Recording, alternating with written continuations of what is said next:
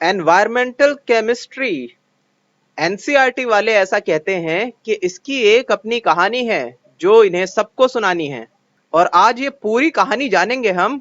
बहुत interesting chapter है ये। मानव तरक्की के नाम पे अंधा हो गया है और इंडस्ट्रियलाइजेशन तो जैसे खुले सांड की तरह दौड़ रहा है। ऐसा मैं नहीं कह रहा, यहां लिखा है। क्या पढ़ने वाले हैं इस चैप्टर में कि एनवायरमेंटल केमिस्ट्री होती क्या है। मेरे ख्याल से पहले से आपको पता होगा। ये यही है एनवायरमेंटल केमिस्ट्री, कि हमारे एनवायरनमेंट में चलने वाली केमिस्ट्री।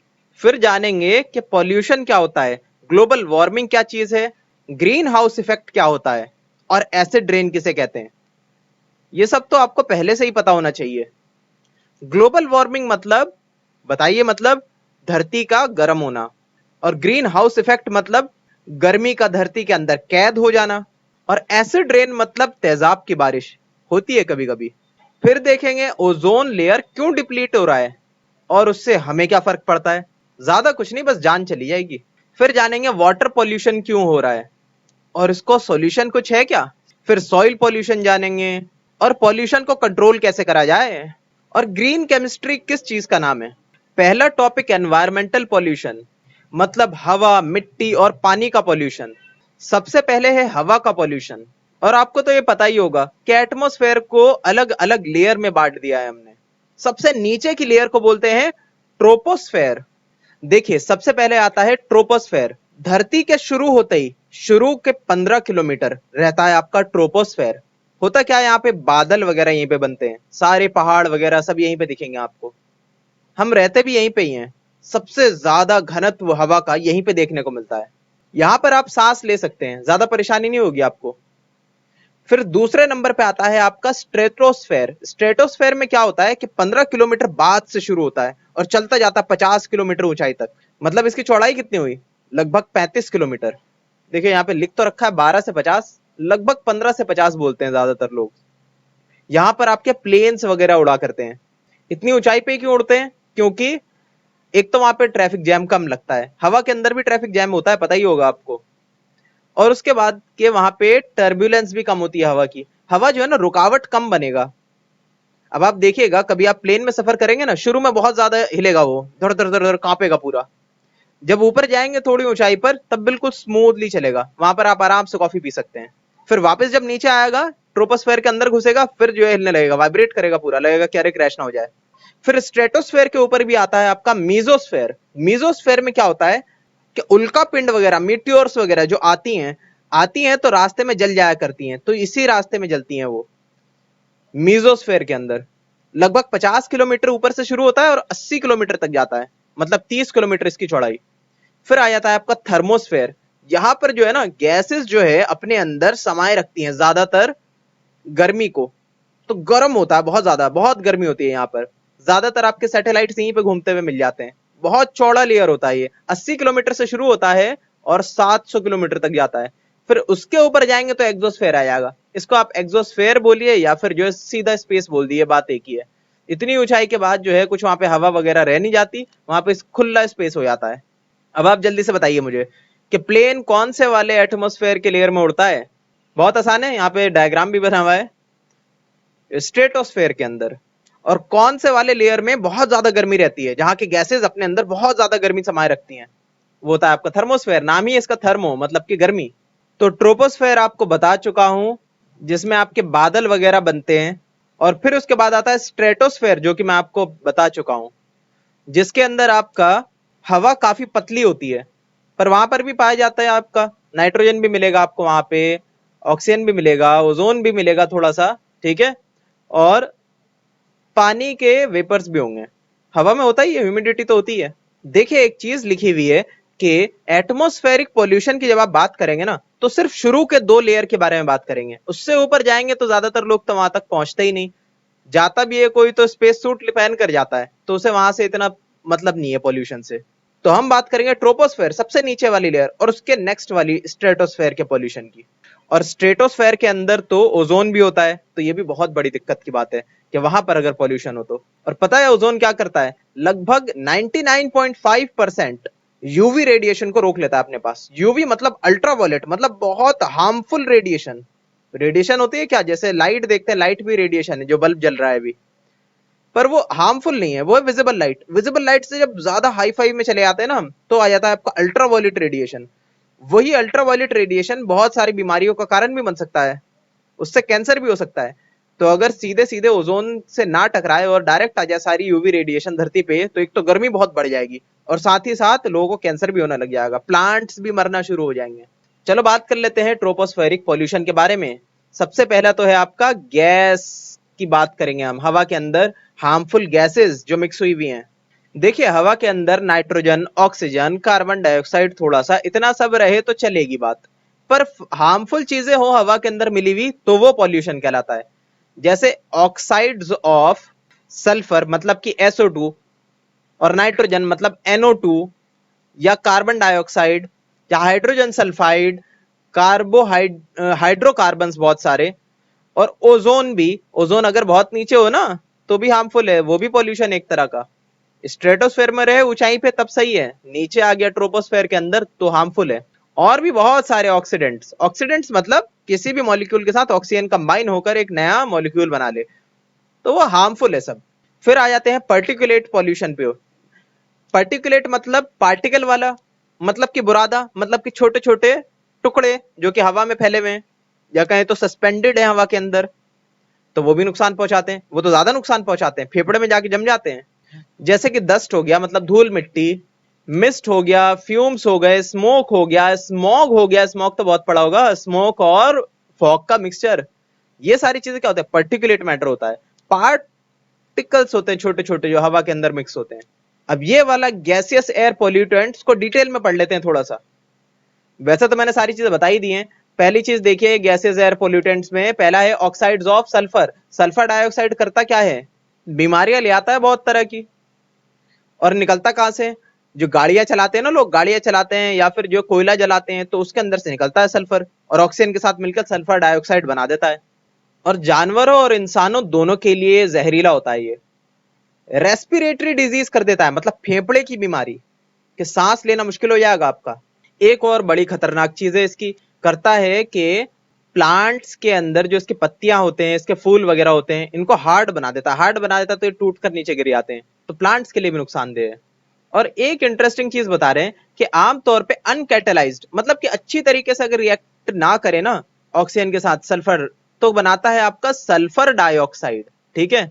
पर अगर इसे जो है अच्छे से रिएक्ट करा दिया जाए, उसको अच्छे से रिएक्ट कराने के लिए इसे चाहिए कोई ठोस सब्सटेंस, मतलब पर्टिकुलेट मैटर हवा के अंदर, मतलब अलग तरह का कोई पॉल्यूशन चाहिए उसे कि उसके ऊपर बैठ जाए, बैठेगा तो अच्छे से रिएक्ट कर पाएगा ऑक्सीजन के साथ।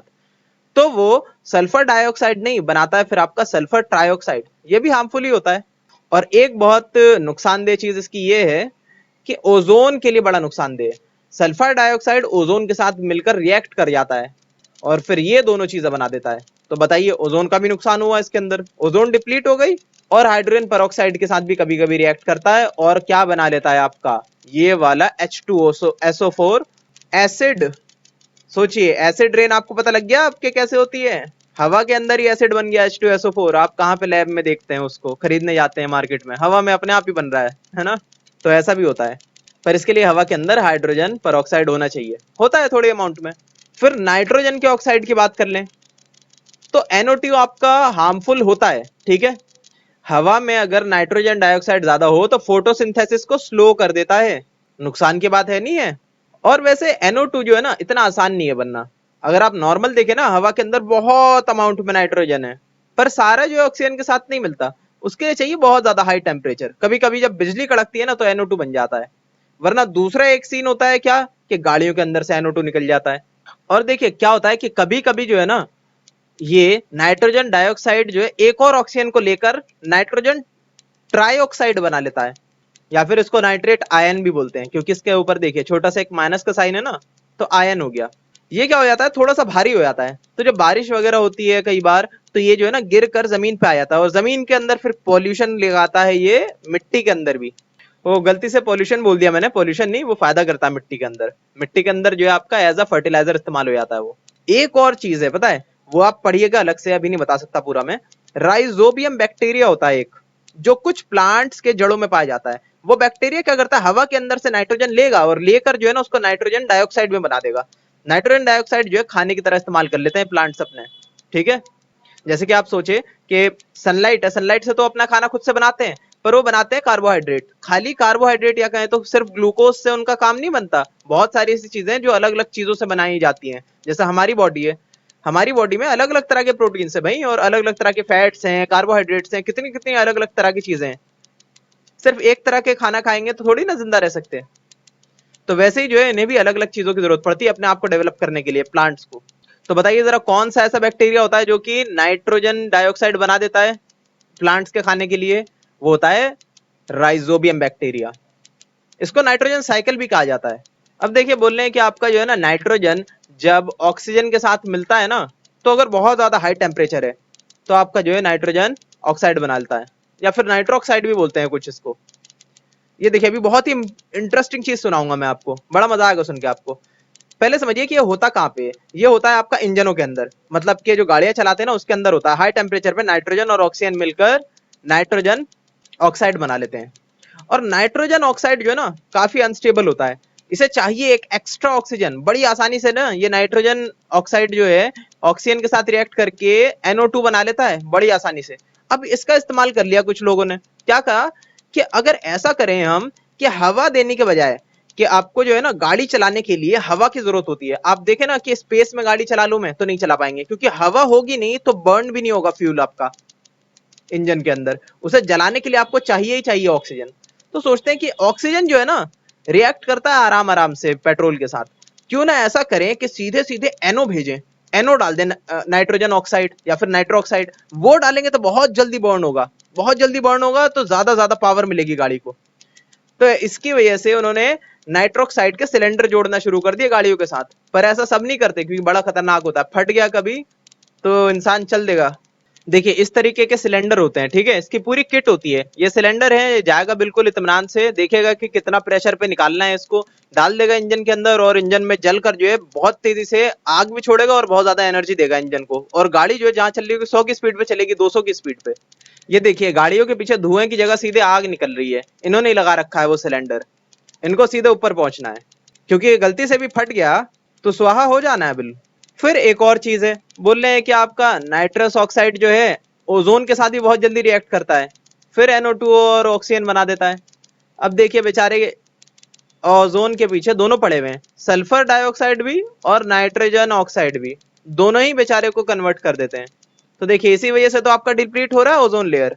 इससे एक्यूट रेस्पिरेटरी डिजीज भी हो जाती है बच्चों के अंदर। अब आप मुझे बताइए जरा एक्यूट का मतलब क्या होता है? बहुत सारे बच्चे बताए क्या बोलते हैं, एक्यूट का मतलब थोड़ा सा छोटा मोटा डिजीज, पर ऐसा नहीं है। एक्यूट का मतलब सेवियर, सेवियर मतलब बहुत सीरियस वाला डिजीज हो जाता है बच्चों के अंदर। और मेटल्स के लिए और फाइबर्स के लिए जो है ना बड़ा नुकसानदायक होता है। ये क्या करता है, उनको गला देता है, खराब कर देता है बड़ी जल्दी। फिर है आपके हाइड्रोकार्बन। हाइड्रोकार्बन वो कंपाउंड जिसके अंदर कार्बन भी हो और हाइड्रोजन भी हो, और साथ में बहुत सारी चीजें हो सकती हैं उसके साथ, ठीक है, पर मेन कॉन्स्टिट्यूएंट यही दोनों होने चाहिए। और ऐसे बहुत सारे हजारों लाखों कंपाउंड्स हैं, ठीक है, इसलिए यहाँ पे कुछ लिख नहीं रखा। बोल रहे हैं कि ये तब निकलता है जब इनकम्प्लीट कंबशन होती है फ्यूल की, गाड़ी के अंदर जला, धुआं निकला पर बहुत कम जला, काफी सारा अनबर्न्ड फ्यूल बाहर निकल गया धुएं के साथ, तो उसमें हाइड्रोकार्बन्स होंगे जो बड़ा खतरनाक होते हैं, कार्सिनोजेनिक होते हैं, मतलब कि कैंसर कॉजिंग। मतलब उसको ज्यादा सूंघते रहेंगे ना तो कैंसर हो जाएगा लंबे टाइम के बाद, और प्लांट वगैरह को भी नुकसान पहुंचाते हैं। फिर आते हैं आपके कार्बन के बारे में, जरा डिटेल में समझते हैं कि कार्बन के जो है ना ऑक्साइड्स, कार्बन मोनोऑक्साइड और कार्बन डाइऑक्साइड, ये भी बड़ा नुकसान पहुंचाते हैं हवा को। ये तो बड़े फेमस है दोनों। देखिए कार्बन डाइऑक्साइड बोलते हैं CO को, कार्बन मोनोऑक्साइड मतलब एक ऑक्सीजन। ये बड़ा सीरियस है। सीरियस किस लिए? क्योंकि इससे लोग मर भी जाते हैं। कैसे मरते हैं? बोल रहे हैं कि इसमें ना तो कलर होता कोई, ना ही कोई महक होती, ऑर्डरलेस होता है, पर हाईली पॉइजनस होता है। एक बार आपके फेफड़े में चला गया तो आपके सांस लेने की प्रणाली को ब्लॉक कर देगा, आप सांस ही नहीं ले पाएंगे, मर जाएंगे थोड़ी देर में। कितनी बार ऐसा हुआ कि लोगों ने अपने घर में कोयला वगैरह जलाया, लकड़ी वगैरह जलाई और खिड़की विड़की सब बंद कर दी। अब कम ऑक्सीजन की वजह से जहां पे उसको कार्बन डाइऑक्साइड बनना था लकड़ी को जल के या कोयले को जल के, वो कार्बन डाइऑक्साइड ना बन के कार्बन मोनोऑक्साइड बन गया, क्योंकि ज्यादा ऑक्सीजन है ही नहीं हवा के अंदर। और ये कार्बन डाइऑक्साइड की जगह जब कार्बन मोनोऑक्साइड फैला घर के अंदर तो गया फेफड़े में, फेफड़े में गया, सांस लेने की प्रणाली को ब्लॉक कर दिया उसने और मर गया आदमी। कितनी बार तो ऐसा हुआ कि जा रहा था खिड़की की तरफ कि सांस ले लूं थोड़ा सा, उसमें ही मर गया रास्ते में। तो बड़ी खतरनाक चीज होती है। इसलिए बोलते हैं कि बंद कमरे में कभी भी कोयला, लकड़ी ये सब मत जलाइएगा। बोले देखिए, ability to block the delivery of oxygen, ठीक है, ये कब पैदा होता है? इनकम्प्लीट कंबशन की वजह से कार्बन के। जैसे कि कोल जलाइए, फायरवुड जलाइए या पेट्रोल जलाइए, आधा ही जलाएंगे ना उसको, कम ऑक्सीजन में जलाने की कोशिश करेंगे तब निकलेगा कार्बन मोनोऑक्साइड। और गाड़ियों से सोचिए ऐसे अगर निकलने लग जाए कार्बन मोनोऑक्साइड तो जवाब ही निकलता है पर बहुत कम अमाउंट में निकलता है। इसके लिए पॉल्यूशन का चेक भी कराना पड़ता है गाड़ी से कि भाई अच्छे से जला रहे हो ना अपना फ्यूल, कभी बिना जलाए हवा में फेंके जा रहे हो और लोग मर रहे हैं। इसकी वजह से क्या बोलते हैं कि पुअरली मेंटेन जब गाड़ी को करते हैं ना, तब वो कार्बन मोनोऑक्साइड निकालता है कार्बन डाइऑक्साइड की जगह, अच्छे से जलाता ही नहीं फ्यूल को। और इसको जरा अच्छे से समझा दिया कि ऐसा क्यों होता है, ये इतना हार्मफुल क्यों होता है। असल में होता क्या है कि आपका जो ऑक्सीजन आप सांस लेते हैं फेफड़े में जाता है, फेफड़े में जाता है तो देता किसको है? आप सोचिए, ऑक्सीजन जाता कहाँ है? असल में जाता है आपके रेड ब्लड सेल्स में, हेमोग्लोबिन के अंदर। हेमोग्लोबिन जो है ऑक्सीजन के साथ रिएक्ट करता है और ले आता है पूरे सेल्स तक, आपके बॉडी के एक एक पार्ट तक ले आकर दे देता है ऑक्सीजन को। अब होता क्या है कि ऑक्सीजन से ज्यादा उसको लगाव है कार्बन मोनोऑक्साइड से। बोलता है कार्बन डाइऑक्साइड, कार्बन मोनोऑक्साइड मिल जाए ना तो उसको चिपका लूंगा अपने पास, हेमोग्लोबिन बोलता है। तब बोलता है कि ऑक्सीजन तुम जाओ निकलो यहाँ से, कार्बन मोनोऑक्साइड को आने दो। उसे ले आता है साहब के पास, सारे जितने भी सेल्स हैं उनके पास। सेल बोलते हैं भाई इसका क्या करें, अचार डालेंगे, हमको तो एनर्जी के लिए खाली ऑक्सीजन चाहिए था, वो नहीं लाए। तो बोलता है नहीं लाए, तो फिर क्या होता है? मर जाता है आदमी।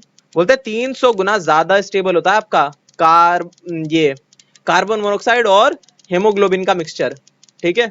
ये चीज पता होना चाहिए आपको, बहुत सारे कॉम्पिटेटिव एग्जाम्स में आ जाता है।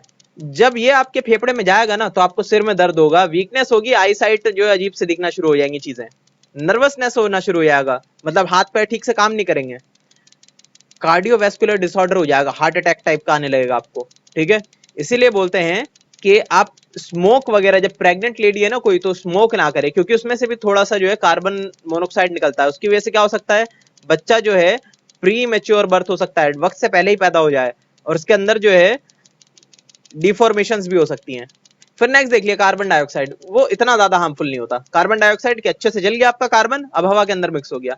ये जब आएगा किसी प्लांट के अंदर तो प्लांट इसको चेंज करके वापस ऑक्सीजन बना देगा। ये तो आपको पता है, कोई भी फॉसिल फ्यूल जलेगा तो कार्बन डाइऑक्साइड निकलना है, हम सांस भी लेंगे तब भी कार्बन डाइऑक्साइड निकलना है। और कार्बन डाइऑक्साइड जो है सिर्फ और सिर्फ ट्रोपोस्फेयर के अंदर ही रहता है, इसके ऊपर नहीं जा पाता। मतलब आप ढूंढेंगे कि प्लेन से बाहर निकलकर स्ट्रेटोस्फेयर में मिल जाए मुझे कहीं पे कार्बन डाइऑक्साइड, तो वहां नहीं मिलेगा आपको। बहुत कम है हवा के अंदर, 0.03% है वॉल्यूम के हिसाब से बात करें तो। और कार्बन डाइऑक्साइड की तो जरूरत भी होती है प्लांट्स को, फोटोसिंथेसिस नहीं कर पाएंगे ना वरना।